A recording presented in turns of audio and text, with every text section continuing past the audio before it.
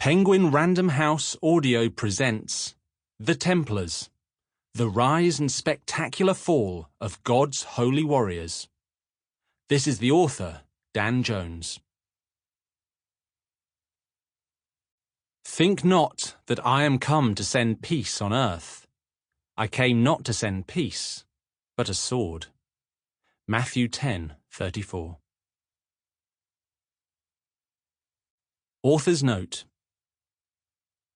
The story of the Templars takes us across a broad sweep of times, territories, and cultures. Some of these are familiar to Western readers, others less so. Naming conventions for people and places vary significantly between English, French, German, Spanish, Italian, Latin, Greek, Arabic, Turkish, and every tongue that was in use during the period this book covers. And spelling very often lacks consistency in the original sources. Rendering Arabic and Turkish names into English is challenging. There is no single accepted formula for doing so, and no unchallenged agreement on the best way to spell in English even as important a name as Muhammad, let alone the names of less famous individuals. In writing this book, I found myself constantly making choices, frequently arbitrarily. For example, Salah al-Din Yusuf ibn Ayyub, the great Kurdish Sultan of Egypt and Syria and scourge of the Templars, is best known to most English and American readers by his crudely reduced crusader nickname of Saladin. Salah al-Din is sometimes considered more sensitive shorthand today, but it would not have been quite so clear who I meant. So Saladin is what I have called him.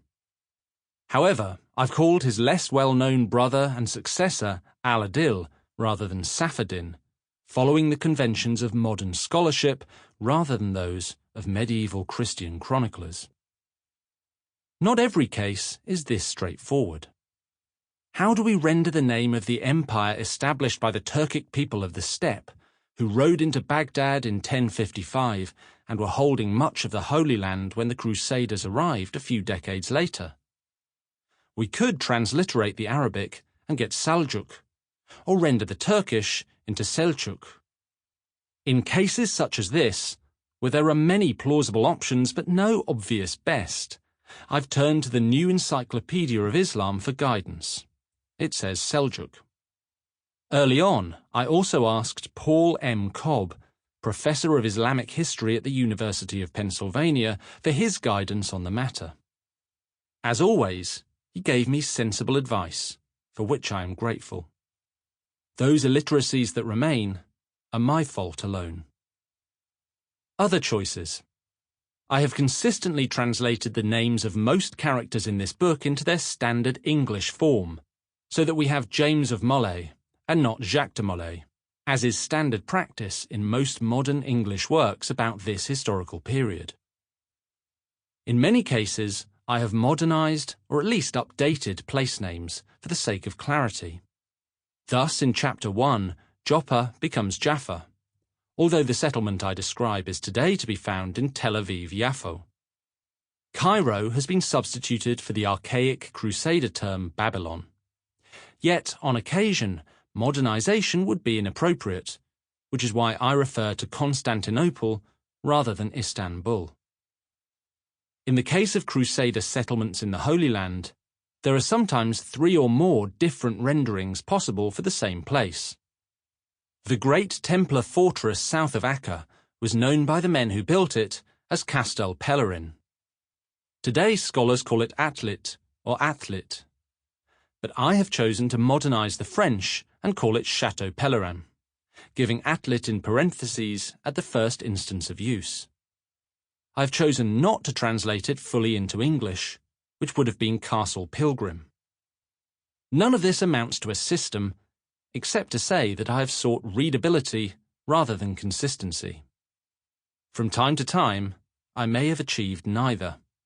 I can only ask for your patience and understanding. Introduction.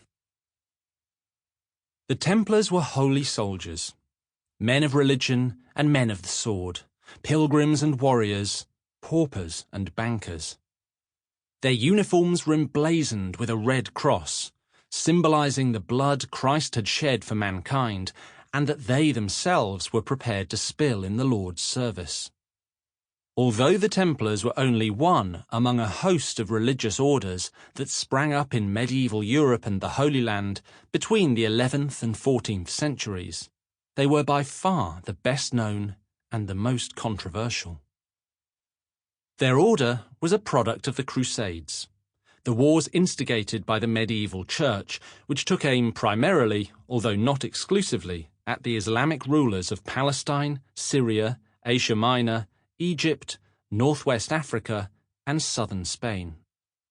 As such, Templars could be found across a vast swathe of the Mediterranean world and beyond, on the battlefields of the Near East, and in towns and villages throughout Europe, where they managed extensive estates that funded their military adventures. The word Templars, shorthand for the poor knighthood of the Temple, or less frequently, the poor fellow soldiers of Christ and the Temple of Jerusalem, advertised their origins on the Temple Mount in Christianity's holiest city. But their presence was felt almost everywhere. Even in their own lifetimes, the Templars were semi-legendary figures, featuring in popular stories, artworks, ballads, and histories. They were part of the mental landscape of the Crusades, a position they still occupy today. The Templars were founded in 1119 on the principles of chastity, obedience, and poverty, the last of which was memorialized in the Master's official seal, showing two armed brothers sharing a single horse. But the order soon grew rich and influential. Senior Templar officials in the Holy Land and the West counted among their friends and enemies kings and princes, queens and countesses, patriarchs and popes.